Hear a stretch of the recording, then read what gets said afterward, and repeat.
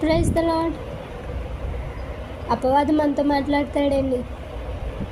ఎలా అంటారా, మనకి ఉద్యోగం కావాలి, ఉద్యోగం కోసం చాలా వెతుకుతున్నాం, చాలా అప్పులు ఉన్నాయి, ఎరుకులు, ఇబ్బందులు, బాధలు ఉన్నాయి.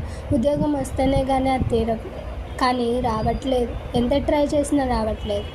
అప్పుడు అపవాది మనతో మాట్లాడతాడు. నీ దేవుడిని నువ్వు పూజిస్తున్నావు కదా, యేసే నిజదేవుడు అంటున్నావు కదా, ప్రార్థిస్తున్నావు కదా, ఆయన ఎదుట మోకాళ్ళని మొరపెడుతున్నావు కదా, మరి నీకు ఎందుకు ఉద్యోగం రావట్లేదు? ఆయనలో ఉంటే ఉద్యోగం రాదు. నీ ఇష్టం వచ్చినట్టు నువ్వు ఉండు, ఆయన మాటలు వినొద్దు, ఆయన దూషించు అని మాట్లాడుతుంది. జాగ్రత్త అండి. బాధలో ఉన్నప్పుడు మనం దూషిస్తాం చూడండి దేవుణ్ణి, అది అపవాది చేస్తున్న పని. కాబట్టి ఆలోచిద్దాం.